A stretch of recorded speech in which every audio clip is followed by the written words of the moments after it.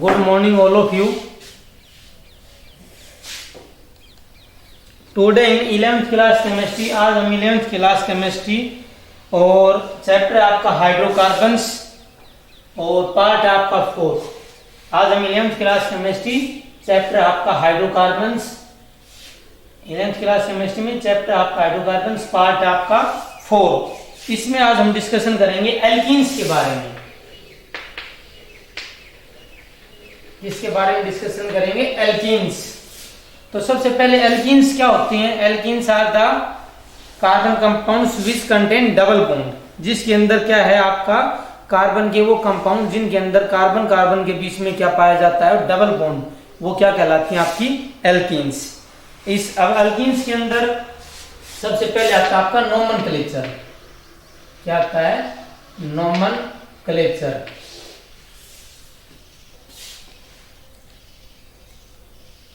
Nomenclature में देखो आप एग्जांपल, जैसे ये सबसे सिंपल सा ही है, जैसे CH3CH डबल बॉन्ड CH2। तो देखो इसको हम क्या लिख सकते हैं? प्रोप 3 कार्बन के लिए, या तो प्रोप 1 इन, क्योंकि डबल बॉन्ड आपके फर्स्ट कार्बन पे है। देखो नंबरिंग यहीं से करेंगे, डबल बॉन्ड प्रोप 1 इन, या फर्स्ट के लिए कोई जरूरत नहीं होता, या इसको डायरेक्ट लिख सकते हैं आप प्रोपिन। क्या लिख सकते हैं? प्रोपिन भी लिख सकते हैं। नेक्स्ट हम जैसे इसमें एग्जांपल डिस्कशन कर रहे हैं, जैसे ये है आपका CH3CH डबल बॉन्ड CH3। अब हम इसमें देखो बात करते हैं, तो इसकी देखो क्या नेमिंग आएगी। 4 कार्बन है तो 4 कार्बन के लिए क्या वर्ड आएगा? ब्यूट। और आपका डबल बॉन्ड कौन से कार्बन पे है? सेकंड पे है, तो ब्यूट 2 इन। क्या आएगा? ब्यूट 2 इन। नेक्स्ट हम बात कर रहे हैं, जैसे और एग्जांपल की हम बात करते हैं, जैसे ये है आपका CH2 डबल बॉन्ड CH3। तो अगर हम इसकी हम बात करते हैं, तो पहले रूल कहता है सबसे लंबी चेन सेलेक्ट करना। तो सबसे लंबी चेन ये हो गई। डबल बॉन्ड को हम क्या करते हैं? प्रीफरेंस करते हैं। इस वजह से आपका ये हो गया 1 2 3 4। 3 कार्बन पे मिथाइल है, तो क्या हो जाएगा? 3 मिथाइल ब्यूट 1 इन। देखो कैसे हुई। सबसे पहले लंबी चेन सेलेक्ट कर ली। नंबरिंग इस साइड से क्यों की? क्योंकि यहाँ डबल बॉन्ड है। क्लियर। फिर आपका ये आपका एज ए प्रीफिक्स में यूज हो रहा है। प्रीफिक्स में यूज होता है, तो इसका नाम क्या बोलते हैं? मिथाइल। तो ये क्या हो गया? 3 मिथाइल, 4 कार्बन है तो ब्यूट और 1 इन।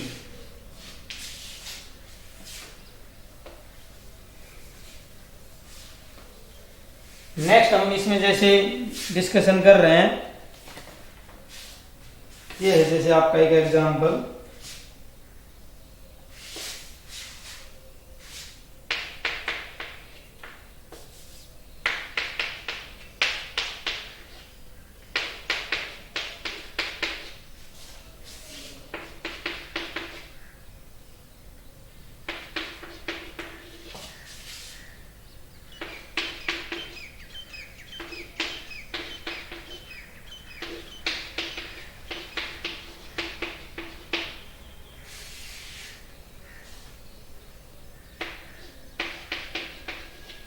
देखो अब हम अगर इसकी बात करते हैं नेमिंग की, अगर आपको दे दिया जाए इस कार्बन की आपको नेमिंग करनी है, तो नेमिंग करनी है तो इसका मतलब पहले तो क्या करेंगे? सबसे लंबी चेन सेलेक्ट करनी है।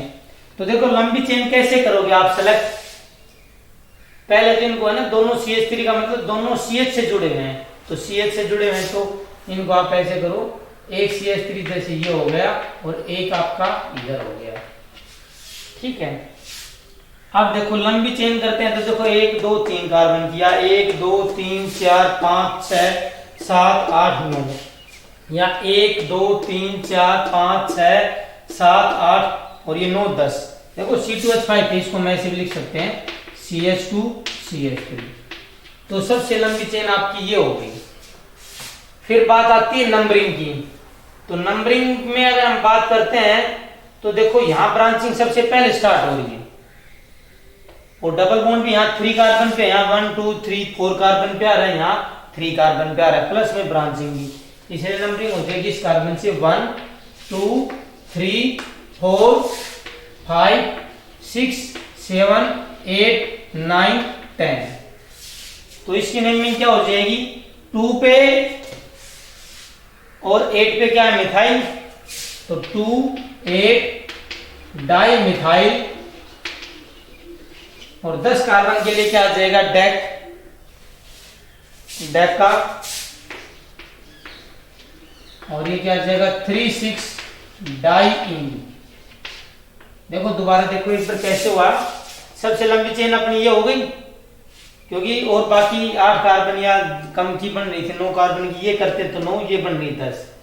फिर नंबरिंग इस साइड से, क्योंकि यहाँ डबल बॉन्ड 3 कार्बन पे आ रहा है, यहाँ से 1 2 3 4 पे आ रहा है, प्लस में यहाँ ब्रांचिंग भी है, ये हमने कर दिया। अब साइड से एक तो ये मिथाइल रह गया, और एक ये 2 पे ये 8 पे, तो 2 8 डाई मिथाइल, 10 कार्बन के लिए डेका, और डबल बॉन्ड कौन कौन से पे है, 3 पे और 6 पे, तो डेका 3 6 डाई इन।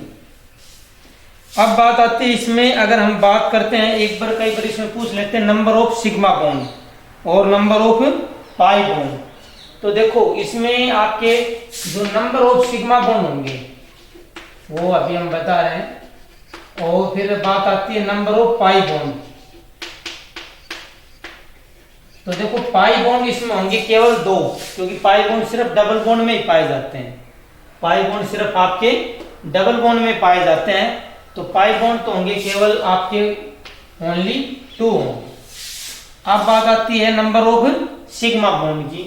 तो देखो सिग्मा बॉन्ड कितने हैं, देखो 3 तो इसमें है, एक ये हो गए 4 5 6 और 3 9 10 11, डबल बॉन्ड में भी एक 12 13 14 और 2 16 16 और 1 17 18 19 20 21 22 23 23 और 3 26 27 27 और 2 29 और 1 30 और 3 33।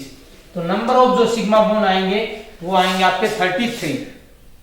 क्या आएंगे, नंबर ऑफ सिग्मा बॉन्ड 33। देखो एक बार दोबारा देख सकते हो, 3 तो इसमें सिंगल बॉन्ड से 3 1 4 5 6 7 8, यहाँ एक हो जाएगा 9 10 11 2 13 14 15 16 17 18 19 20 और 3 हो गए 23 24 और 2 ये हो गए 26 7 गड़बड़ हो गई, और 3 ये हो गए थे, सॉरी, तो इस 4 सॉरी इसके हो जाएंगे 30 और सॉरी 3 इसके 30, ओवरऑल आपके कितने आएंगे 33 आएंगे। आप काउंट कर सकते हो। पाई बॉन्ड होते हैं वो सिर्फ आपके डबल बॉन्ड में पाया जाता है। डबल बॉन्ड के अंदर क्या होता है, एक सिग्मा और एक पाई, बाकी सारे सिग्मा बॉन्ड होते हैं, इसलिए इसमें नंबर ऑफ सिग्मा बॉन्ड आएंगे 33, पाई बॉन्ड आएंगे आपके 2। नेक्स्ट हम बात कर रहे हैं जैसे इसमें नेमिंग में,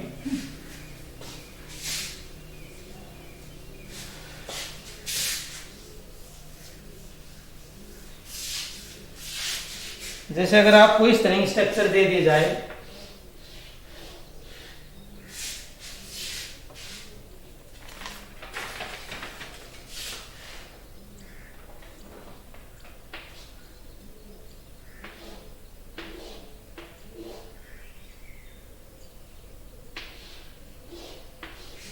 देखो जैसे ये आपको अगर स्ट्रक्चर दे दी जाए और इसमें अगर आपको करना हो तो कैसे आप करोगे,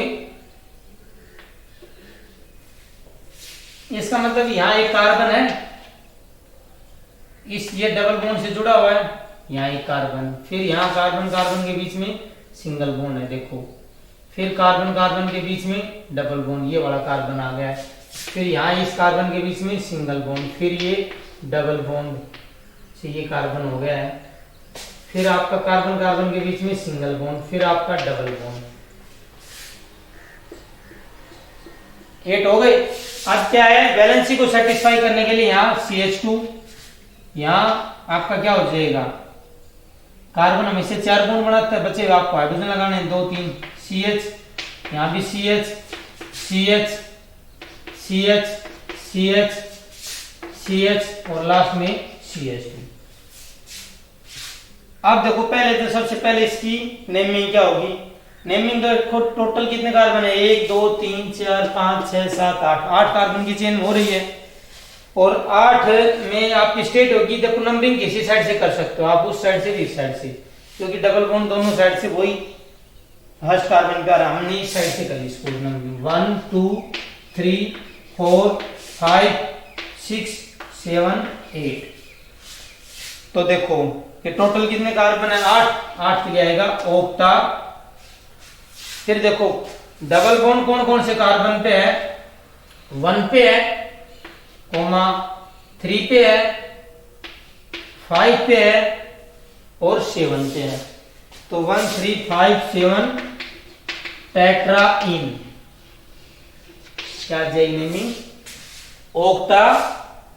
देखो डबल बॉन्ड आपका 1 पे है, 3 पे है, 5 पे है और 7 पे है। तो 1 3 5 7 और 4 कार्बन के लिए क्या आ जाएगा टेट्रा, और डबल बॉन्ड के लिए इन। अब हम बात करते हैं इसके अंदर नंबर ऑफ सिग्मा और पाई बॉन्ड की। इसके अंदर कितने नंबर ऑफ सिग्मा बॉन्ड है और कितने नंबर ऑफ पाई बॉन्ड है। तो देखो नंबर ऑफ सिग्मा और पाई बॉन्ड, तो पहले पाई बॉन्ड की बात करते हैं। पाई बॉन्ड सिर्फ होंगे एक, तो इसमें डबल बॉन्ड में मैंने बताया था 1 सिग्मा होता है 1 पाई। ट्रिपल बॉन्ड है तो उसके अंदर 1 सिग्मा होता है और 2 पाई। यहाँ आपका 1 पाई 2 3 4, तो नंबर ऑफ पाई बॉन्ड तो हो गए आपके 4। अब बात आती है सिग्मा बॉन्ड। तो सिग्मा बॉन्ड देखो कितने हैं, 2, एक इसमें हो गया 3, एक ये हो गया 4,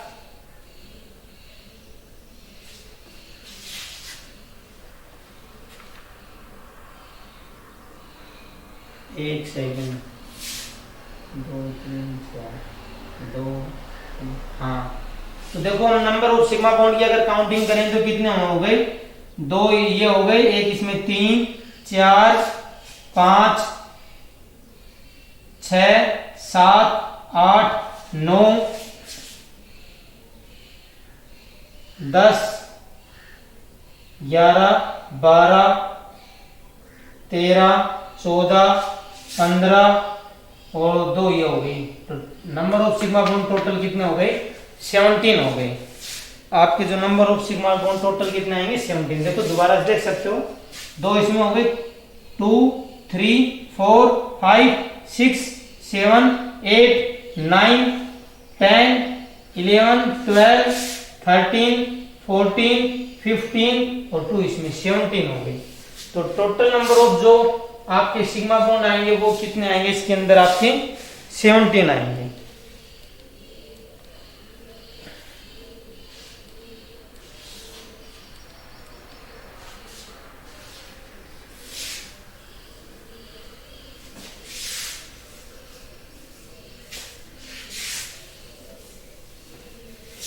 नोमेनक्लेचर के बाद आपका आता है आइसोमेरिज्म। क्या आता है, आइसोमेरिज्म। तो जो आपके एल्कीन्स है, दोनों टाइप के आइसोमेरिज्म शो करते हैं। Alkene show both structural isomerism and alkenes show both structural and geometrical isomerism.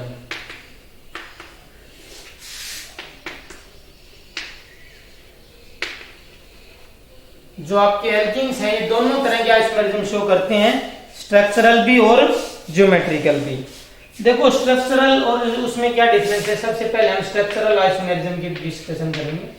Structural isomerism, structural isomerism क्या होते हैं, the isomers which have same formula, molecular formula same होगा बट डिफरेंट स्ट्रक्चरल अरेंजमेंट, लेकिन उसके अंदर जो आपकी स्ट्रक्चर है वो अलग अलग होगी। जैसे हमने एक एग्जांपल लिया है, जैसे ये हमने एक एग्जांपल लिया है CH2 डबल बॉन्ड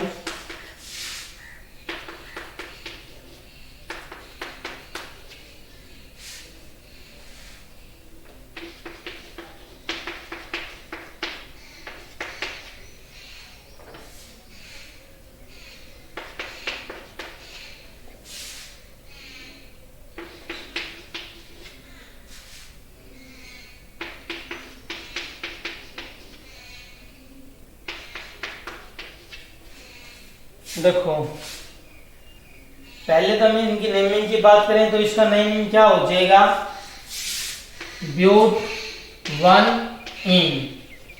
इसके अगर हम नेमिंग की बात करें तो क्या हो जाएगा, ब्यूट 2 इन। और इसकी अगर हम बात करें थर्ड वाले की नेमिंग की बात करें तो आपकी 3 कार्बन की चेन है तो क्या हो जाएगा, 2 मिथाइल प्रोप 1 इन। अब अगर हम बात करते हैं मॉलिक्यूलर फार्मूला तो देखो सभी के अंदर क्या है, C4 1 2 3 4 और 3 2 3 2 5 3 8 C4H8। देखो यहाँ 1 2 3 4 कार्बन है, 2 3 2 5 3 8। यहाँ 4 कार्बन है, 3 4 5 3 8। यहाँ 4 कार्बन है, 2 3 5 3 8। इन तीनों के अंदर आपके ये आपकी स्ट्रक्चर होगी फर्स्ट, ये आपकी हो गई सेकंड और ये आपकी हो गई थर्ड। तीनों किसके एग्जांपल है, स्ट्रक्चरल आइसोमर के एग्जांपल हैं। तो स्ट्रक्चरल के अंदर भी आपके जो फर्स्ट और 3 हैं, फर्स्ट एंड थर्ड आर आपके क्या है, चेन आइसोमर है, चेन आइसोमर। देखो फर्स्ट और थर्ड चेन आइसोमर कैसे हैं, देखो यहाँ आपकी 4 कार्बन की चेन बन रही है और यहाँ आपकी 3 कार्बन की चेन बन रही है। इसलिए आपको जिनमें से आपकी चेन अलग अलग कार्बन की बनेगी तो वो क्या कहलाएंगे, आपके चेन आइसोमर। तो फर्स्ट और थर्ड क्या आपके चेन आइसोमर है। और फर्स्ट और सेकंड है आपकी, जो first and second are position isomer, position isomer. जो आपके फर्स्ट और सेकंड है इनमें क्या है, देखो यहाँ डबल बॉन्ड फर्स्ट कार्बन पे या सेकंड कार्बन पे है तो यहाँ डबल बॉन्ड की पोजीशन चेंज हो रही है, इसलिए फर्स्ट और सेकंड आपके क्या आएंगे, पोजीशन आइसोमर। नेक्स्ट हम बात करते हैं ज्योमेट्रिकल आइसोमर की।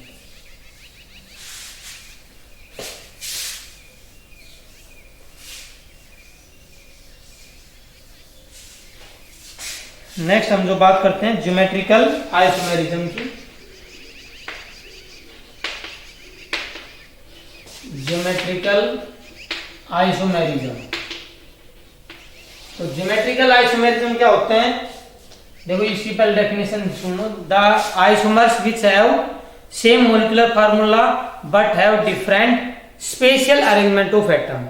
देखो वहां था but have different structure arrangement of atom, यहाँ पर आएगा बट हैव डिफरेंट स्पेशल। जो स्पेस के अंदर अरेंजमेंट ऑफ एटम्स है वो डिफरेंट होगा, वो आपके क्या कहलाएंगे, ज्योमेट्रिकल आइसोमर्स। तो इसमें हम देखो एग्जांपल ले रहे हैं, जैसे ये आपका है ब्यूट 2 इन का ये है, जैसे ये आपकी CH3CH डबल बॉन्ड, ये आपके है ब्यूट 2 इन। अब हम इसको ज्योमेट्रिकल के हिसाब से कैसे लिख सकते हैं, देखो ये तो है आपका कार्बन कार्बन डबल बॉन्ड,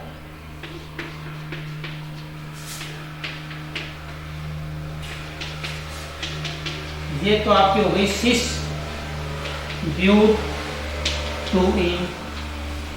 और ये आपकी देखो यहाँ कार्बन कार्बन में बीच में डबल बॉन्ड है,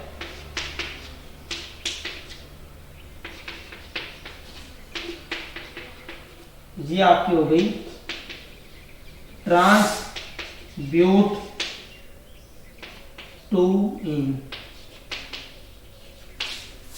देखो कैसे हुआ है, ये ब्यूट 2 इन है। ज्योमेट्रिकल में स्पेस में अरेंजमेंट कैसे होगा, अगर आपके दोनों मिथाइल ग्रुप या दोनों हाइड्रोजन एक साइड है तो वो पोजीशन क्या कहलाती है, सिस। सिस का मतलब एक दूसरे के नजदीक है, और ट्रांस का मतलब होता है एक दूसरे के जस्ट अपोजिट, एक दूसरे के जस्ट अपोजिट होगी, वो आपकी क्या कहलाएगी, ट्रांस। जैसे यहाँ ये हाइड्रोजन, ये इसके हाइड्रोजन के अपोजिट है, ये CH3 इसके, तो ये आपके ब्यूट 2 इन के 2 आइसोमर पॉसिबल हैं, सिस और ट्रांस।